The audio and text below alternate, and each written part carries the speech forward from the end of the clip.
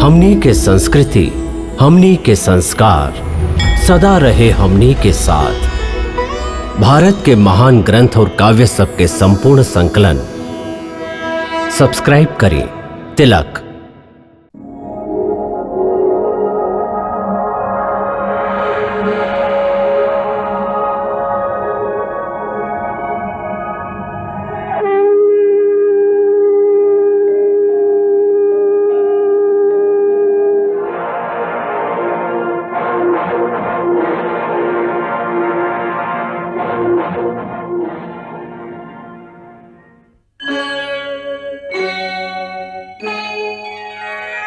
कृष्णा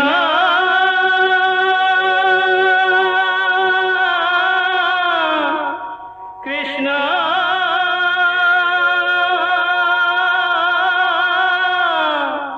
हरे कृष्णा हरे हरे।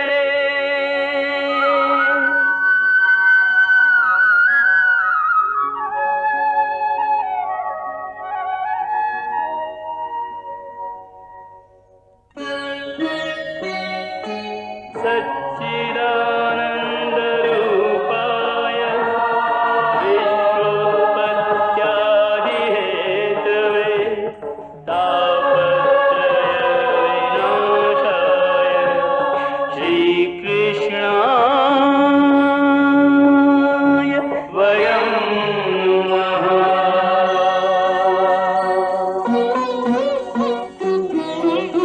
श्रीकृष्ण गोविंद हरे मुरारे, हे नाथ नारायण वासुदेव। हरे कृष्ण राधे राधे कृष्ण कृष्ण हरे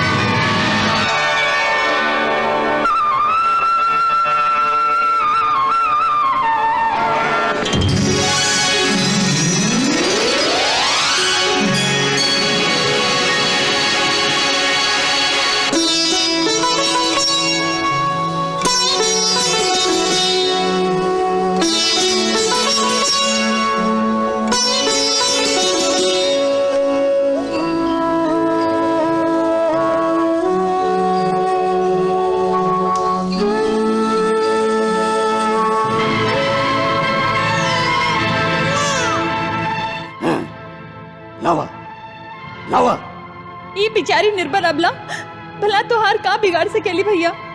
एकरा के छोड़ द। हम कहत है छोड़ एकरा, हम एकरा जिंदा ना छोड़ा। ना छोड़ देवकी, ये हमार दुश्मन है दुश्मन। ना भैया।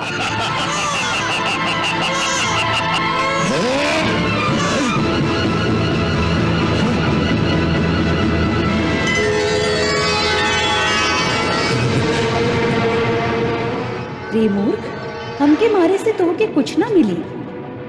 तोहके मारे वाला कोई और है और ऊ ए धरती पर जन्म भी ले चुकल है। उहे तोहार संहार करी। रे मंद बुद्धि दुष्ट, तू बेकार बेचारी देवकी के कष्ट मत द।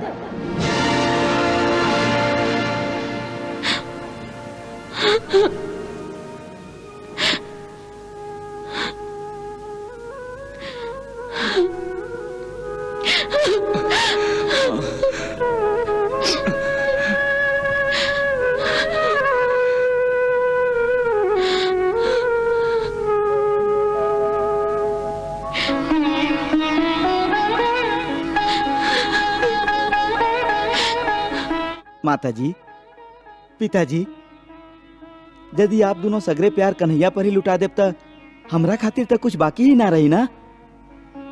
बेटा बलराम, माई के ममता के भंडार कबो खाली ना होखेला बेटा।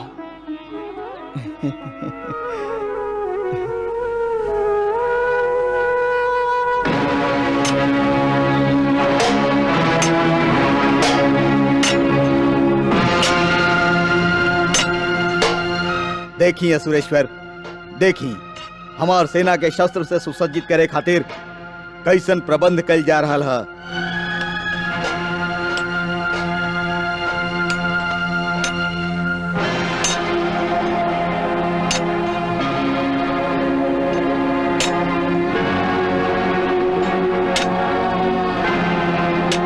असुरेश्वर, आक्रमण के सगरे तैयारी पूरा ही होके वाला है। हमके तो ऐसा लग रहा है कि ये बाला कृष्ण के क्रियाक्रम के तैयारी हो रहा है।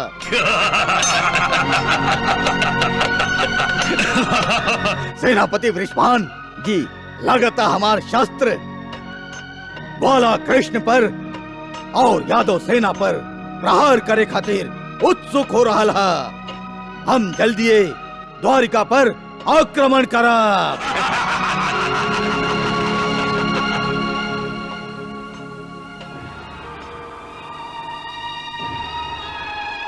कौरवन और पांडवन के यह युद्ध में महाभयंकर विनाश भइला माई, महाभयंकर विनाश।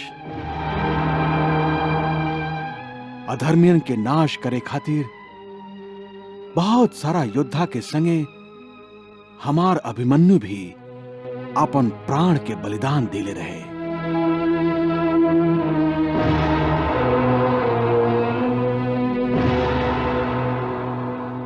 कन्हैया, अभिमन्यु के बिना सुभद्रा के मन के का दशा हुई? हम सभे सुभद्रा के सांत्वना दे देले नहीं बड़का भैया। बेटा के मृत्यु पर सांत्वना देवे से का माई के दुख हल्का हो जाला।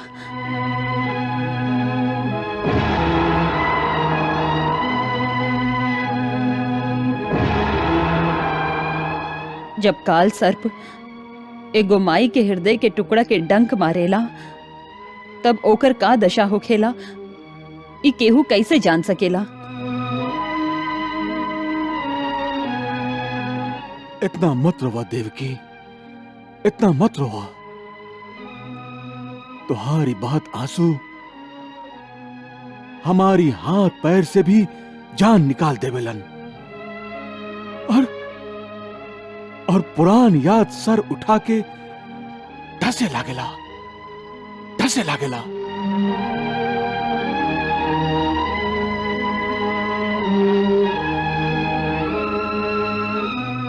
पिताजी, माताजी, पुरान याद जे मन के कष्ट देवेला ओकरा भुला दिहल ही अच्छा होखेला। दाऊ भैया ठीक कहल बाड़ा माई। का इतना आसान है? का एगो माई आपन बेटा के वियोग भुला सकेली? ना, वो आपन दुख के सीना से लगौले ही जियली। माई, बहू, हमार छोगो बेटा के हमरा सामने ही महाकाल निगल ले रहे। महाकाल ओह समय हमार भाई कृष्ण बलराम के मामा कंस के रूप लेके आयल रहे। हमार बेटन के जन्म लेते ही वो उनका हमरा से छीन के ले गई और निर्दयता से उस सभे के मार डरलस।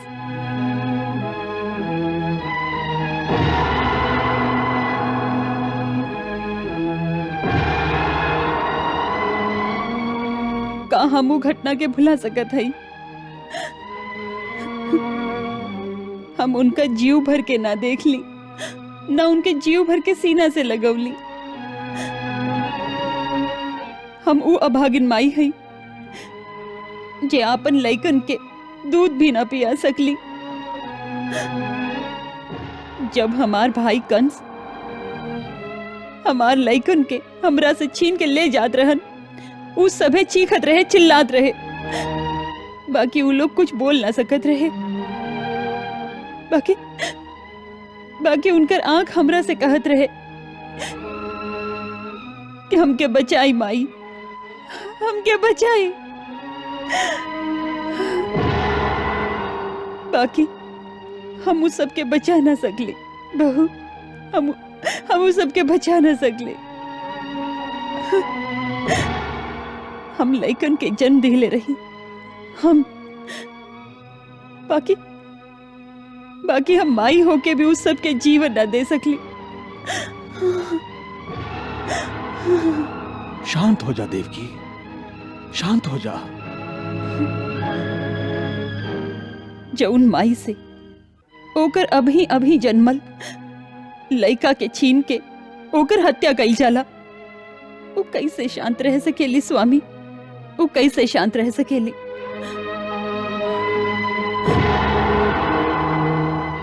और जब से हम अभिमन्यु के भरल जवानी में मृत्यु के समाचार सुन ले हैं, हम अपन दुख के रोक ना पावत हैं। हमके त लागता कि यादवन के कुल के केहू के श्राप लग गई है, जे ए कुल के दीपक एक एक करके बुतात जा रहल बाड़न।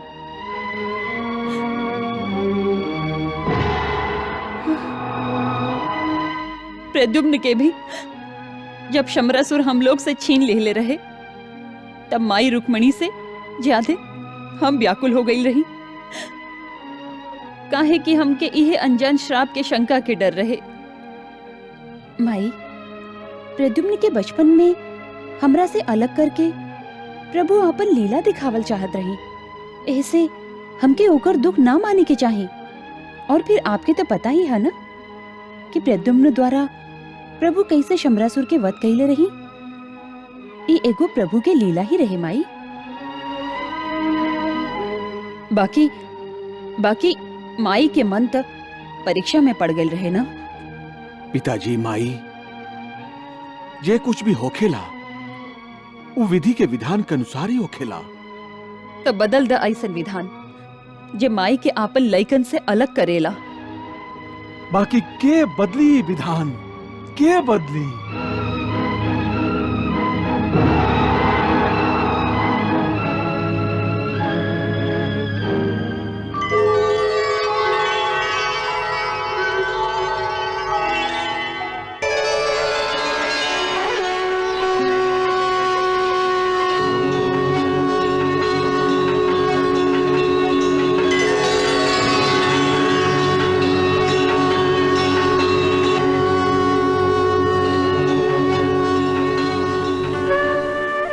कृष्ण, हमार बेटा कृष्ण।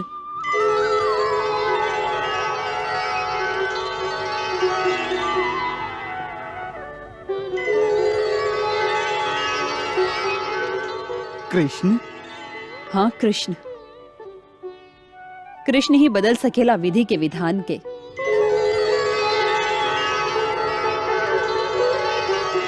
हे वासुदेव, का तू गुरुदेव संदीपनी ऋषि के बेटा के यमलोक से वापस ना ले आयल रहा?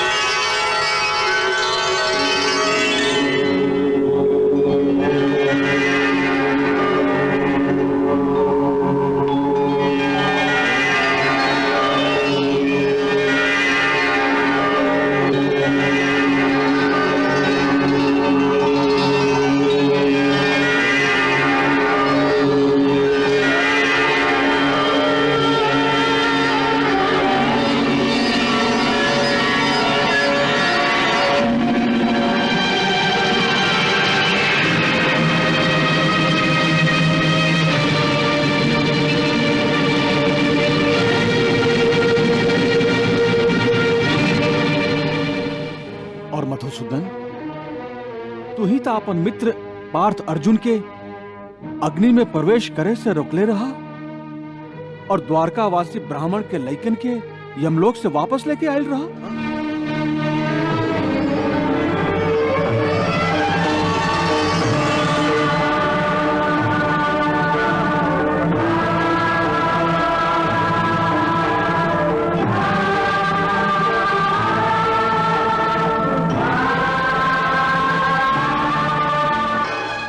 हे कृष्ण, तुम गुरु दक्षिणा देके गुरु और गुरु माता के इच्छा के पूरा कैले बाड़ा।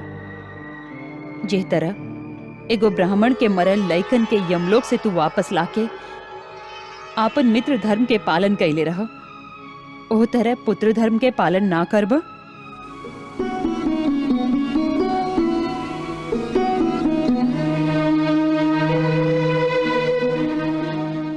का तू आपन माता पिता के इच्छा के पूरा भी ना करब? माता और पिता तो संतान के प्रथम गुरु हो खेलन ना? हाँ हो खेलन। का तू माता पिता के गुरु दक्षिणा भी ना देब? जरूर देव। हम अपन बेटन के सीना से लगावल चाहत हई दयाधन। हम अपन बेटन के जीव भर के देखल चाहत हई। हे कृष्ण, हम दोनों महर्षियन से तुहार महिमा सुनले हई। तुहार चरित्र हमरा सामने है और अनुभव कैला के बाद हम लोग ये जान गए हैं कि तू एह मृत्यु लोक के साधारण मनुष्य नहीं खा।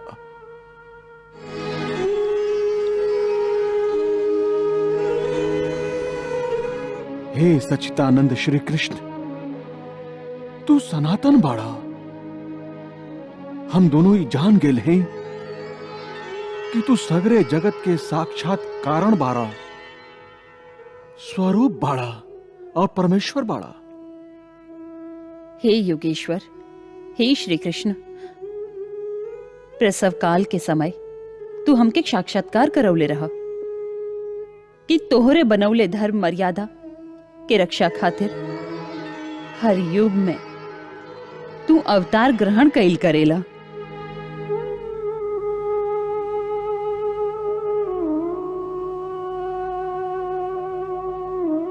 हम जाने ली पृथ्वी के भार भूत राजा लोक के नाश करे खातिर तू हमार गर्भ से अवतरित भइल बाड़ा।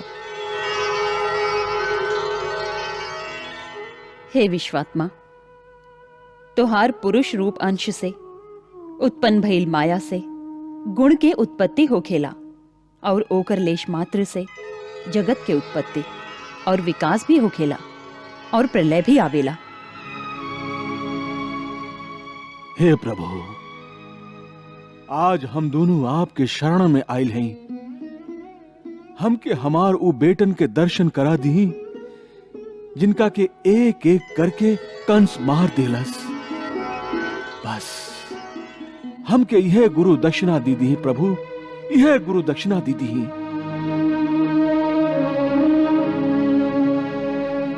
आपन बेटन के दर्शन से ज्यादा मूल्यवान वस्तु संसार में और कुछ भी नहीं थे। ऐसे हमके हमार दिवंगत बेटन के दर्शन करा दे ही प्रभु, हमके दर्शन करा दे ही। दर्शन करा दी।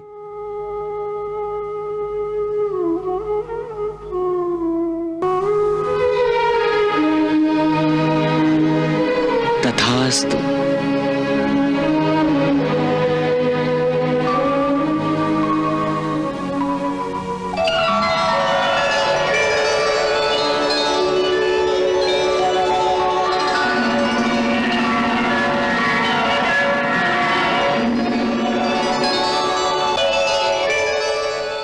हे प्रभु, हे मैया, यमराज के प्रणाम के स्वीकार करी। हे सगरे सृष्टि के स्वामी, हे विश्वात्मा, हे परमात्मा, आपके भक्त यमराज खातिर का आज्ञा है? हे यमराज, हमार माई देवकी और हमार पिता श्री वसुदेव आपनु 6 गो बेटन के देखल चाहलन जे कंस मामा के हाथ से मारल गल रहन। हम दोनों के इच्छा के पूरा करके आपन पुत्र धर्म के पालन कल चाहत हैं। ऐसे हे यमलोक के स्वामी, हमारो 6 गो भाई लोग के आप जल्दी वापस भेज दी। क्षमा करी प्रभु, बाकी आपके वो 6 भाई यमलोक में नहीं खन, आप तो सब कुछ जानत हैं प्रभु।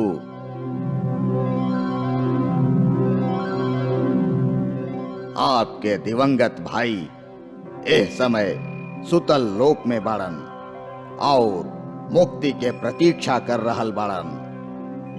प्रभु, वो सभे के आप ही मुक्ति दे सकत हैं। अब आज्ञा दी प्रभु।